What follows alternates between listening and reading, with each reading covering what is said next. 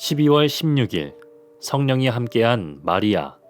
누가복음 1장 26절에서 33절 말씀입니다. 여섯째 달에 천사 가브리엘이 하나님의 보내심을 받아 갈릴리 나사렛이란 동네에 가서 다윗의 손자 요셉이라 하는 사람과 약혼한 처녀에게 이르니 그 처녀의 이름이 마리아라. 그에게 들어가 이르되 은혜를 받은 자여 평안할지어다.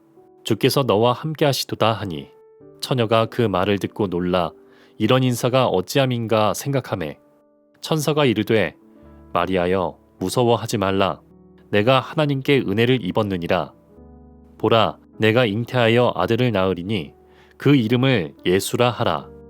그가 큰 자가 되고 지극히 높으신 이의 아들이라 일컬어질 것이요 주 하나님께서 그 조상 다윗의 왕위를 그에게 주시리니 영원히 야곱의 집을 왕으로 다스리실 것이며 그 나라가 무궁하리라. 마리아가 예수님을 잉태하고 낳게 된 것은 가문이 좋고 인물이 좋고 조건이 구비되어 있었던 것이 아닙니다. 마리아의 찬가라고 불리는 노래 속에 마리아가 자신에 대하여 고백하기를 비천한 여종이라고 말하고 있습니다. 마리아는 신분이 높은 여인이 아닙니다. 아무것도 내세울 것이 없는 극히 평범한 사람입니다.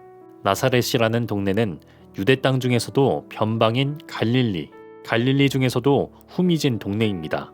예수님이 활동을 시작할 때 나사렛에서 무슨 선한 것이 나겠느냐라고 사람들이 조롱할 정도로 보잘것없는 마을입니다.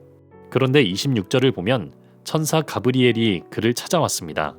가브리엘이 마리아에게 은혜를 받은 자여 내가 하나님께 은혜를 입었느니라 라고 하면서 무서웠다는 마리아에게 무서워 말라라고 진정시키며 놀라운 소식을 전했습니다.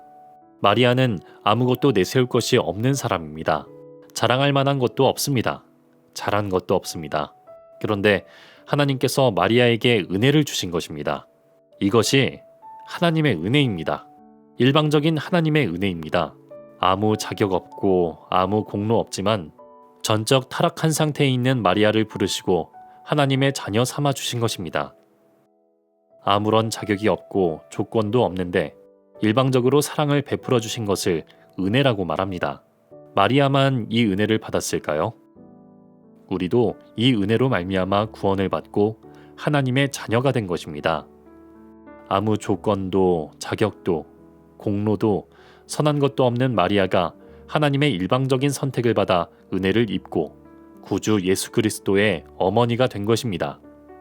마찬가지로 우리도 하나님의 값없이 주시는 은혜로 예수 안에서 구원을 얻었습니다.